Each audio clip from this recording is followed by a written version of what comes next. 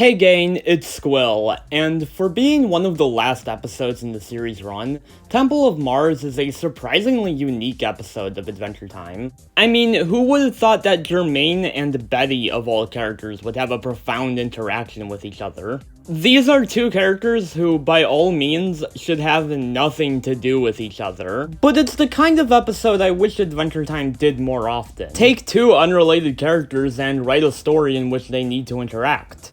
I mean, the show has such a wide array of characters, why not utilize its extended cast more?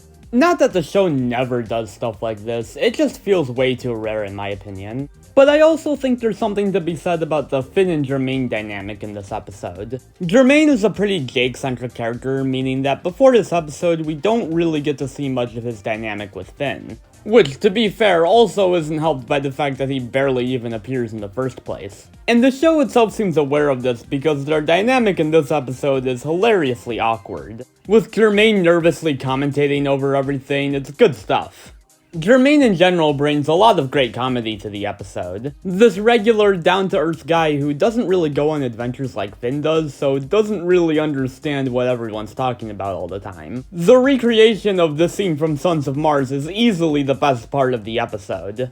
The way Germain just screams as Finn stares blankly ahead gets me every time. If anything, it kinda makes me wish we got more episodes like this where Germain joins Finn and or Jake on adventures. Especially since by this point in the series, Finn is a lot more desensitized to the craziness of Ooh, so it would've been cool to see the perspective of a relatively inexperienced adventurer. He doesn't have a huge role in the episode, but I love getting to check up on Normal Man again. And I love that there's still a little bit of moral ambiguity to him, how he refuses to take responsibility for taking part in Betty's mental illness. It's a lot more fun than him just being a good person now. Betty's arc in this episode is definitely its most interesting aspect. You think that her arc in the episode is gonna be about her learning to let go of Simon and her past. This is reaffirmed in the climax of the episode where Betty changes her past. So the subversion that Betty took away the wrong message from it really hits you by surprise. I just think it's cool how a character can have her big epiphany moment and then turn back around and reject said epiphany. So instead of being an episode about Betty getting better, it's about seeing her regress. I briefly mentioned it before, but it's awesome to see Germain of all characters give such a profound speech to Betty.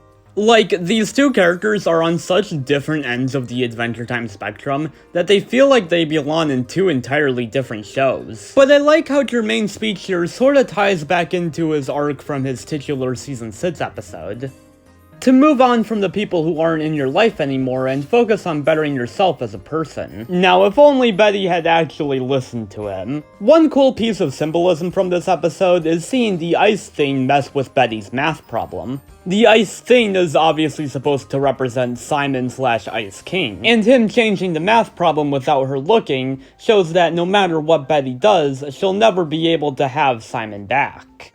And even when she does, he's quickly taken away from her again. In other words, Betty trying to get Simon back is like a dog chasing its own tail. Fiona and Cake, please don't make this video outdated. Admittedly, one aspect of this episode that always kinda confused me was this frog that looks like Fern that Finn sees.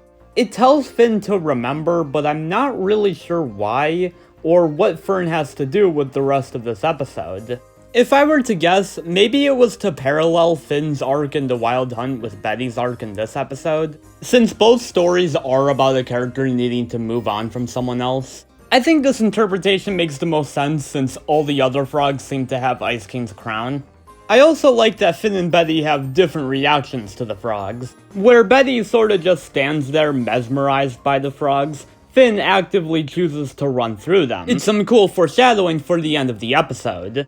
Also, shoutouts to this episode for having easily the most abrupt ending to any Adventure Time episode.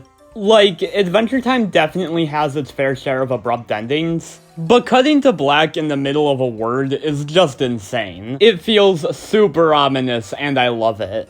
All in all, Temple of Mars is just a really neat episode, one that I think is a little underrated.